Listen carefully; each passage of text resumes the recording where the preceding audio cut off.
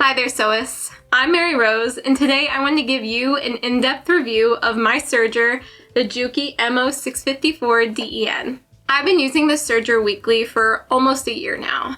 I sew lots of knit garments and kind of am a machine nerd, so I've learned all the stitches and settings that this machine has to offer. So I feel confident telling you everything I know. Here's what I'm going to cover in this video. You can skip around the different parts so you can find what you need. First, I'll cover what came with the machine right out of the box, all of the accessories and features. Then I'm going to do a step-by-step threading tutorial so you can see just how easy it is to thread this machine.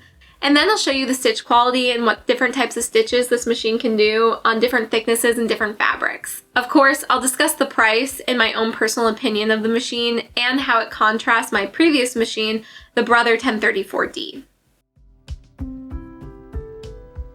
This machine came threaded with a scrap piece of fabric and white thread, so it was really easy to get started, just switching out the thread to a different color and jumping on a new project. I'll list the accessories that came with the machine on the screen, but you get the standard stuff: needles, replacement knives, tweezers, screwdrivers, everything you need to make this machine functional. Let's dive into the features that make this machine stand out. First off, it is 2, 3, and 4 thread capable, meaning you can create an overcast stitch with just 2 threads and all the way up to 4 threads. That makes it really versatile to just do simple edge finishings, to seam work, to something really decorative. That's something that this basic entry-level machine has over a few of the other models. I did want to note that I found the knife to be really effective. I haven't had any of the issues of fabric getting caught in the knife area and not pushing through. I've done some really thick fabric on here to test it out and I've had no issues. And I've been using it for about a year now and I haven't had to replace the blade, so I think the knife system is really effective. This machine does have a built-in rolled hem feature, which I really like. You just flip this little switch here and it removes the stitch finger so you can get those small, nice rolled hems. My previous machine involved a little bit of surgery to get that to work, and this is very quick. This machine only comes with one presser foot, but it can do all of the basic stitches: 4 and 3 thread overlock, rolled hem, and even a flatlock stitch if you're careful. There is an additional presser foot kit you can buy, either 6 or 8 presser feet. I have the 8 right here. I think it is a good buy because it can really expand what you can do with this machine, and especially if you are a garment sewist, then there's a lot of different applications you might be interested in. I will list these feet on the screen and their uses. The presser foot kit, which has 8 presser feet, includes the universal blind stitch foot, the elasticator foot, the beading foot, the gathering foot, the blind stitch foot, the cording foot, the piping foot, the curved purl foot. My one main gripe with this machine is the manual. It was pretty bare bones and I had to look for other sources like the videos here on YouTube. Juki has some operational videos for this entire line of their machines, and that made it so much easier to understand how to do anything other than the basic overlock, things like the rolled hem, the flatlock stitch, basic maintenance. It answered all of my questions in a visual way, which is how I learn. That's actually why I make videos like this. I'm a visual learner. I learn best by watching videos and seeing demonstrations, and I want to add to that library and help you out. Alright, now for the part that intimidates many sewists: threading. I've chosen threads that match the color coding so it'll be easy to see. This serger has a specific threading order that you must stick to, starting with the upper looper, then the lower looper, followed by the right needle, and finally the left needle. Raise the presser foot and make sure the needle is in the highest position before starting. You also might want to put the knife up out of the way as well. Pull the thread through the thread stand, starting with the upper looper. Wrap the thread around the guide. There are grooves it catches in.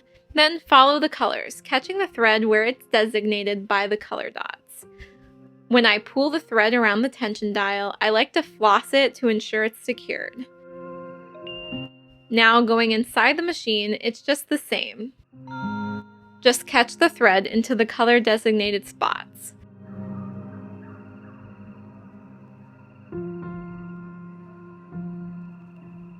When you get to the looper, carefully thread the eye with the tweezers.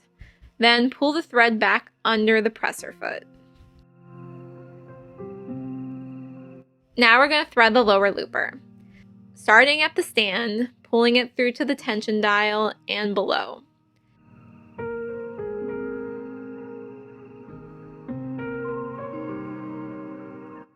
The curly wire can be a little tricky. I just wrap from behind and twist around, but you can also just use your tweezers to pull it through. Now catch on the visible latch there.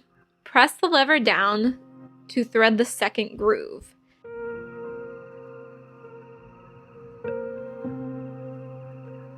And then you want to turn the hand wheel towards you a full rotation so it latches in place. Make sure the needle is now in the highest position when you're done. Thread through the eye of the lower looper, but make sure that the thread goes over the upper looper threads. So the lower looper thread is coming up and over the upper looper thread, and then back and under the presser foot. Now we're on the easy part, the needles. You'll just need the tweezers. Follow the colored dots, bringing the thread to the guides and around the needle.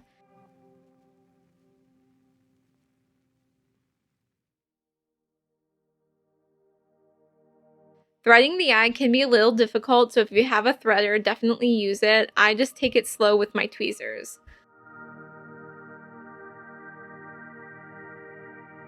Follow the same process for the left needle. Bring the thread under the presser foot when you're done.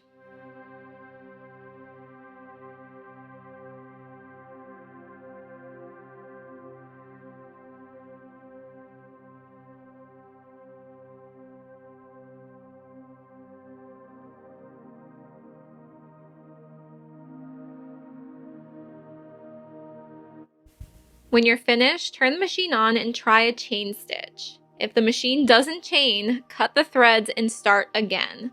Make sure you follow the correct threading order and that the lower looper thread is going over the upper looper thread. Now I'm going to demonstrate some test stitches. I have a variety of fabrics here, from silk to heavy fleece, to test the stitch quality. Here's the basic 4-thread overlock, perfect for most seam finishes.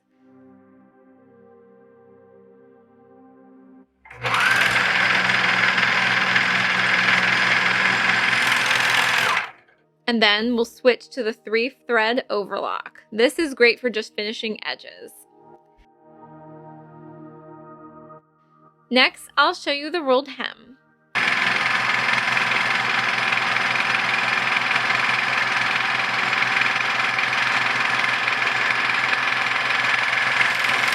I like using this for napkins and handkerchiefs, or something like a decorative edge for a flowy skirt.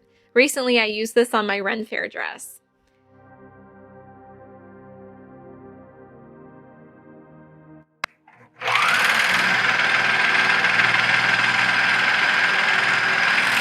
I do turn up the differential feed for the knit example.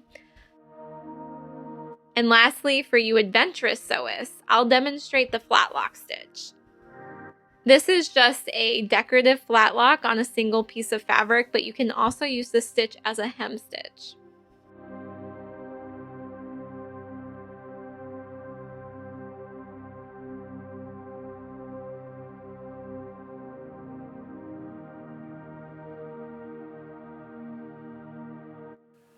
Of course, no machine review is complete without a pros and cons list for this machine. Let's get into it. I bought this machine off of Amazon. At the time, it was $375 in December of 2023. But since then, I've noticed the price fluctuates pretty much every time I look. So if you're looking for this model, I would watch different vendors and try to find the lowest rate. Take note that there are 2 other machines that look nearly identical. The only difference that you can see is the model number, the 644 and the 655. 644 is a lighter weight machine meant for less heavy-duty projects. It has a slightly different threading technique for the lower looper, but other than that, it looks identical, and it also is a little cheaper.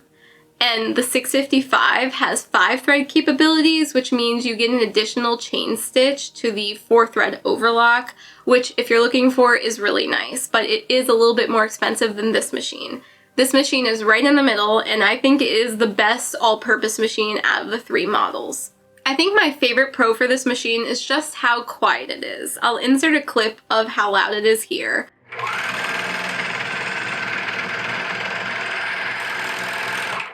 But comparing it to my Brother 1034D, that thing used to shake my entire table. I felt really scared to sew at night, afraid of waking my neighbors. But with this, the fear is basically gone. It has a cleaner, less clanky sound, and it's very efficient for what it is. It's also really small and compact, and you wouldn't expect it to pack such a punch for its size, but I really love that it has a travel handle, and it's only 15 pounds, so it feels really portable, and I can put it in different nooks and crannies on my table without worrying about it. And while it is small and compact, it also feels really stable. Most of the components that you can see are metal on the inside.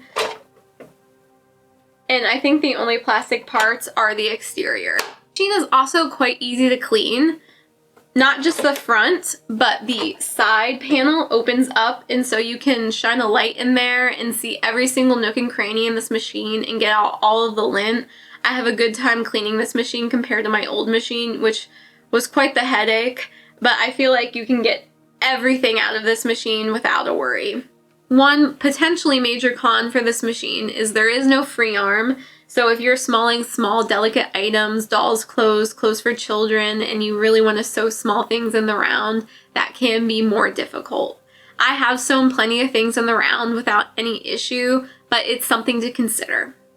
Alright, those familiar with the Brother 1034D, I'll give you a quick comparison so you can figure out which one is right for you.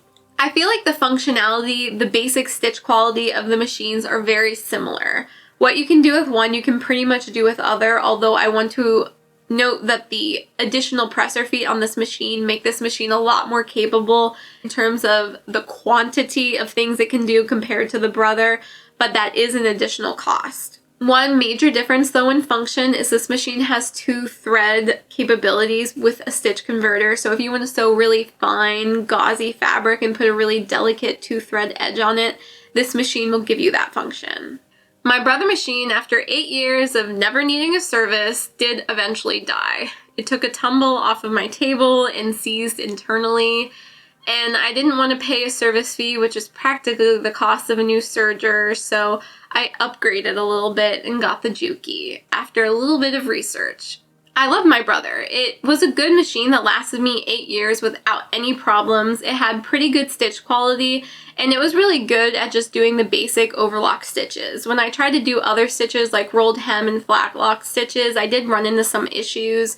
The thread liked to snap and I had some tension. It was hard to get that perfect stitch with my Brother. While this machine is the opposite, it is the opposite of finicky. The stitch quality is really consistent even when you're switching different fabrics and thicknesses, and doing different types of stitches like a rolled hem or a flatlock seem a lot easier and less stressful with this machine.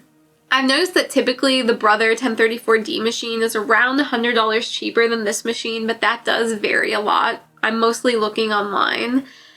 There are new models of Brother now, so that's worth considering, but just comparing those two machines, it's a little bit cheaper for sure, but I think that the build quality and ease of use makes up for that fact, and I would choose this machine over the Brother.